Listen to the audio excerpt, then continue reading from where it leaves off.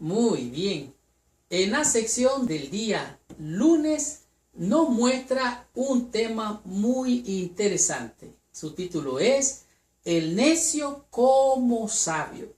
El necio es necio y seguirá siendo necio, pero en este caso el necio parece o se muestra como sabio.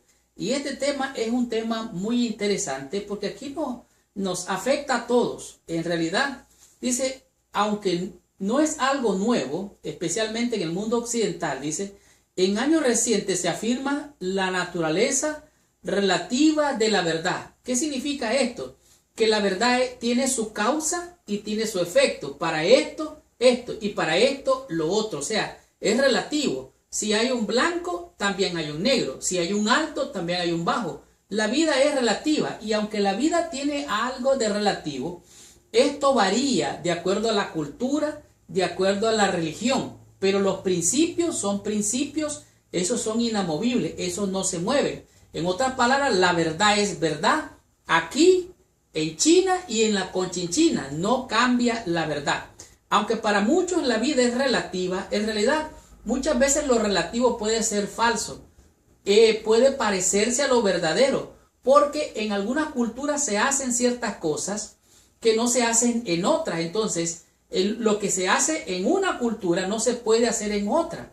Por ejemplo, hay culturas donde el hombre es el todo, o sea, lo que el hombre dice, hace y deshace. Pero hay culturas en las cuales las mujeres, por ejemplo, en la cultura americana, las mujeres dicen, hacen y deshacen.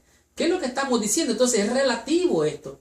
Pero ¿esta es la verdad total? Obviamente que no. Esto no es verdad. La cultura y la religión pueden moldear la verdad o la aparente verdad de acuerdo a la cultura. Mire lo que dice aquí. Es decir, lo que es verdad para una persona o una cultura puede no ser verdad para otra, aunque en un nivel esto es siempre correcto. O sea, en algunas culturas es casi correcto.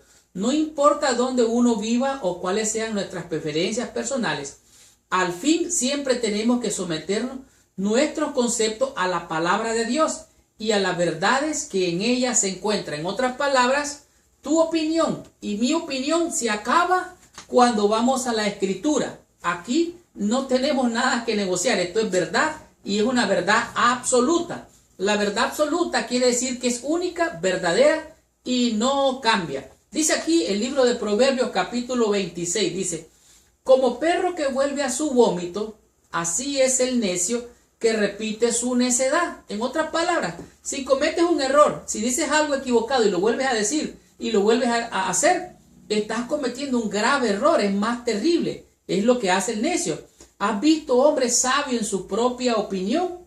Más esperanza hay del necio que de él. O sea, si tú dices algo, si yo digo algo y me aferro a ese algo sabiendo que no es verdad, pero entonces, ¿dónde termina y comienza la verdad? Ya dije que existe mi opinión, existe tu opinión. Los dos podemos llegar a una conclusión y podemos encontrar como un denominador lo que dice este, lo que dice este, lo que dice este y lo que dice el otro. Y podemos llegar a una conclusión y esa podría ser la verdad, pero todavía es relativo porque la verdad absoluta es solo de Dios. Por ejemplo, Mateo, el libro de Mateo, dice lo que dice Marcos. Marcos dice lo que dice Lucas y Lucas dice lo que dice Juan. Los cuatro evangelios concuerdan, pero algunos de ellos dicen cosas que el otro no dice. Pero entonces están difiriendo en lo que dicen. No. Están diciendo una verdad. En manera diferente lo dicen, pero dicen la misma verdad. Y eso constituye la verdad absoluta. Nadie sabe todo en realidad. Nadie sabe todo lo que sabe en la vida. Cuanto más yo aprendo, me doy cuenta que sé menos o menos sé. Escucha lo que dice. Ninguno de nosotros comprende todas las cosas. En realidad no entendemos nada completamente.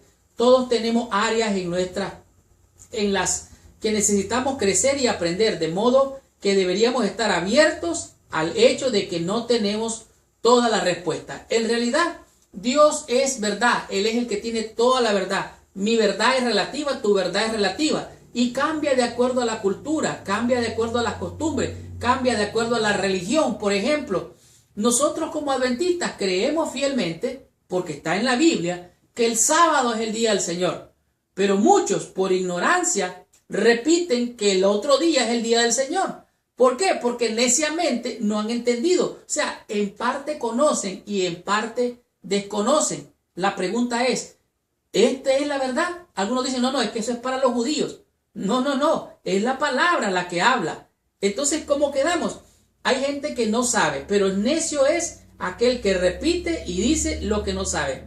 En el caso de los necios, debemos de preocuparnos porque la influencia de su necedad va más allá de ellos mismos. Están ahora más convencidos que nunca de su sabiduría, por lo tanto repetirán su necedad. Pueden hasta ser más convincentes que otros. Pensarán que son sabios, los honrarán y les pedirán consejo, lo que puede llevar a grandes problemas. En otras palabras, el necio dice el error, lo repite, lo sigue diciendo y la gente puede llegar a creer la mentira por la cultura. ¿Sí me explico? De tal manera que hay que tener cuidado. El necio sigue siendo necio, el sabio, aparentemente el necio es sabio, pero es sabio en su propia opinión. De tal manera que cuando llegamos a una conclusión seria, vemos la opinión de todos los demás, los análisis, y podemos llegar a una verdad, pero todavía es relativa. Entonces, ¿qué tenemos que hacer? Solo Dios es su palabra, es verdad. Dios es verdad, su palabra es su verdad, y Cristo es la verdad. Esa es la verdad absoluta.